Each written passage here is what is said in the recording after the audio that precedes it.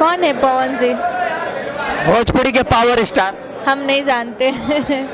जी हाँ दोस्तों नमस्कार। सुना आपने कैसे सौम्या पोखरेल कह रही है कि कौन है पवन सिंह, मैं नहीं जानती। जी हाँ दोस्तों, आप सभी को बता दें कि इसी बयान के कारण कौन है पवन सिंह मैं नहीं जानती, इसी बयान के कारण आज सौम्या बुरी तरह फंसते नजर आ रही है, क्योंकि पवन सिंह के जितने भी फैंस है वो लगातार सौम्या पोखरेल को ट्रोल कर रहे हैं। आज खेसारी ने तुझे टैटू के वजह से फिल्म में हीरोइन बना दिया तो तू अपने आप को ज्यादा स्मार्ट समझ रही है, जो कि ये कह रही है कि कौन है पवन सिंह मैं नहीं जानती। तो सुन ले कान खोल कर, तेरा बाप है पवन सिंह। और इतना ही नहीं, पवन सिंह के फैंस लगातार सौम्या पोखरेल को गालियां देते नजर आ रहे हैं। और साथ ही साथ पवन सिंह के फैन इतना कहते नजर आ रहे हैं कि इसकी हिम्मत कैसे हुई पवन सिंह की बेइज्जती करने की, क्योंकि पवन सिंह और खेसारी लाल यादव में झगड़ा होता है, विवाद होता है, तो वो लोग आपस में समझे एक दूसरे को बोले, उससे कोई बात नहीं, मगर ये कौन होती है ऐसा बोलने वाली। और इतना ही नहीं दोस्तों, आप सभी को एक और बात बता दे कि आज सौम्या के इसी बयान के कारण सौम्या के साथ साथ खेसारी लाल यादव को भी भला बुरा सुनने को मिल रहा है, क्योंकि पवन सिंह के जितने भी फैंस हैं वो सौम्या के साथ साथ खेसारी लाल यादव को भी गालियां दे रहे हैं। तो दोस्तों क्या इस बात से साफ जाहिर हो रहा है कि सौम्या पोखरेल को कहीं घमंड हो गया है? तो दोस्तों आप सभी बताइएगा कि सौम्या पोखरेल ने ऐसा बोलकर अच्छा किया कि गलत किया? क्या उसे पवन सिंह के बारे में ऐसा बोलना चाहिए था कि नहीं बोलना चाहिए था?